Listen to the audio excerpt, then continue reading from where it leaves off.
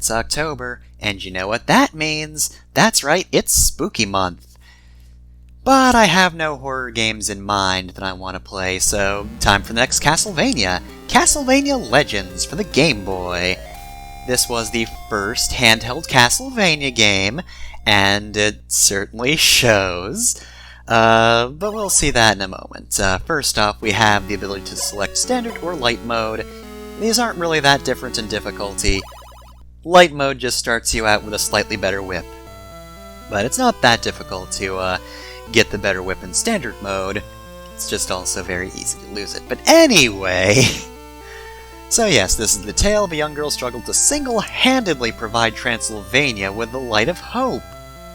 But you know, it's just a startup service and no one's really paying into it, nobody's funding it, so she's kind of just gotta do it on her own dime, and I mean, look how sad she is about it.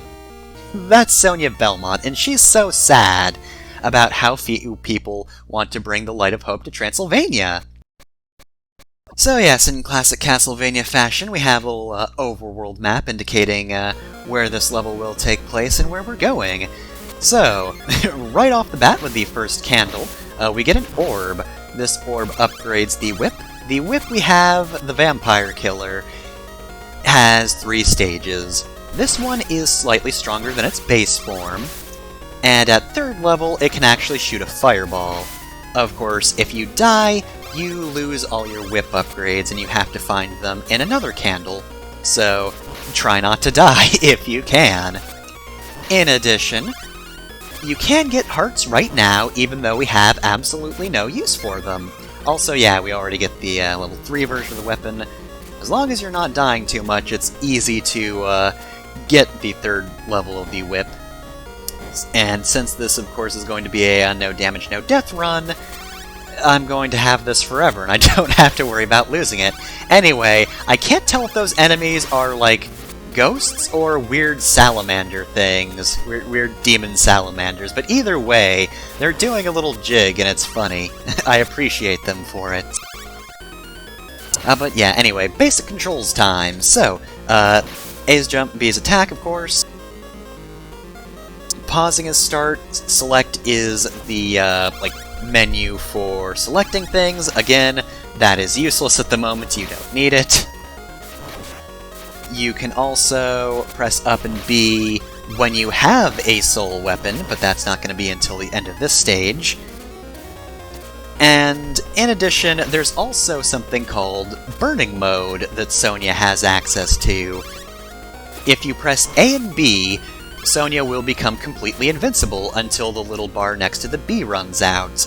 You've got one of these per stage, so don't use it until you're at the boss, basically. My big problem with Burning Mode is it's a pain in the ass to actually use. Anytime I actually wanted to use Burning Mode, it was so hard to activate it.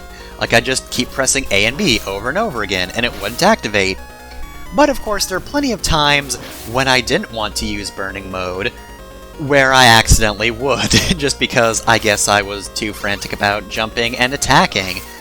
But yeah, it's really annoying, because anytime I want to use Burning Mode, I have trouble with it. When I absolutely don't want to use Burning Mode, it will activate with ease and force me to restart. So, that's fun. Also worthy of note, you have a time limit down there. The time limit in each stage can actually be a bit of a pain, so while exploration is a good thing and you actually need to explore for the best ending, don't get too happy with it, because if you take too much time in a stage, you will absolutely die.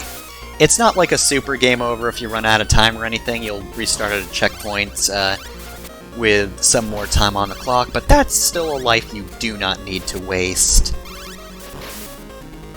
So let's see, what's in this section? Is there another rope in this section? Can I talk about climbing in this game? Oh wait, I know what room this is. Hey, so, there's a white candle right there, see that? Don't hit white candles because they do this! This leads to a gauntlet. Here is the room where you will absolutely get hit unless you just cheese it, which is kind of hard because these zombies are in the way. You have to survive for a certain amount of time or kill enough enemies to get out of here.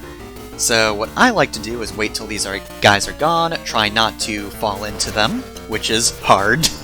and then just wedge myself underneath the platform, and now they can never hit me as long as I just keep hitting them.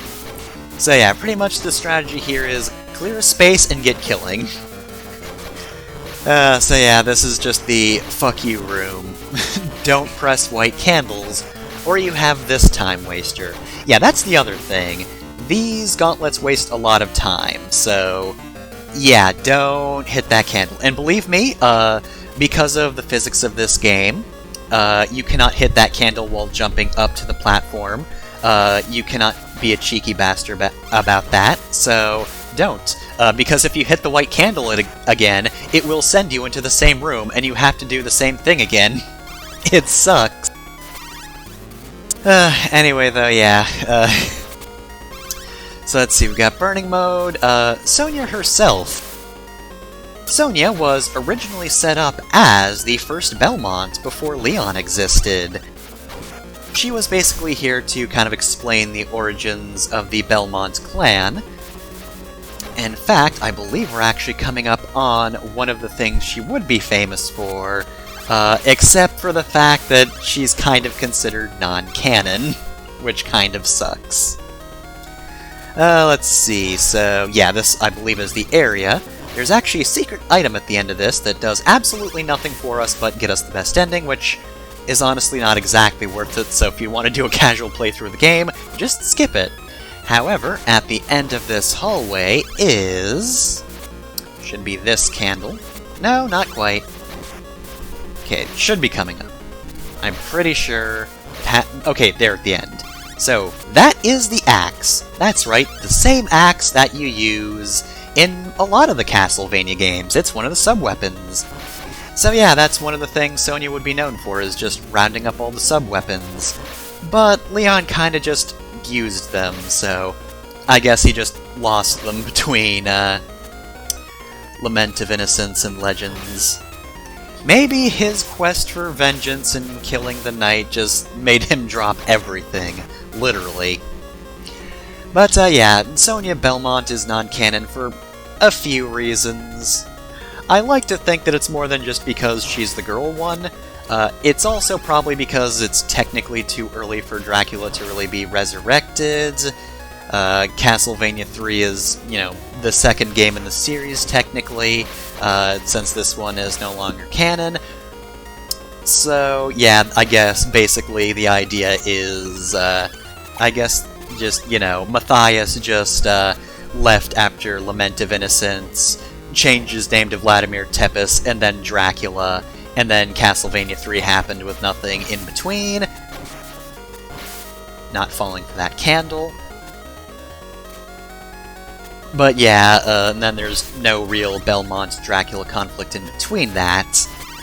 But at the same time, like, honestly, the Castlevania series has fudged the rules for Dracula's resurrection before. He's supposed to be back every 100 years, but sometimes he comes back a little earlier, and it's fine. No one cares as long as it makes a good game. Saying that is not a good case for Castlevania Legends, but you know. But look, Sonia doesn't deserve to be non-canon just because Castlevania Legends is a bit rough around the edges. The other reason is pretty easily ignorable, because it involves some implications that you can kind of just brush aside, but I won't talk about those yet because they involve a character who will not be introduced until almost the end of the game. And I guess I should also mention, since we're not at a rope, but we've seen ropes, this is one of those games where you have to climb down a rope. If you jump off of a cliff where there's a rope clearly leading down, but you're not holding onto the rope, you'll die. The game will just take a life for you for that, which is bad, but whatever, just hold the rope and it's fine.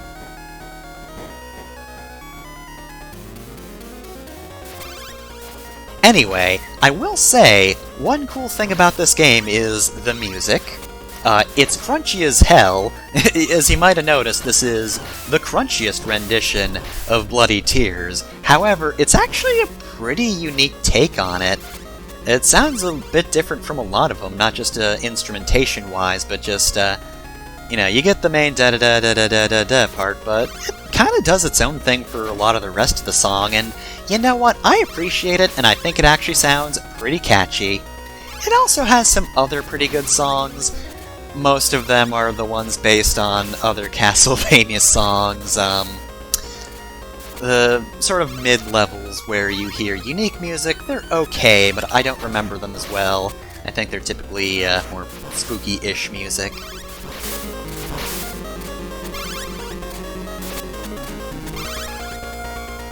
But yeah, any basic things I want to mention?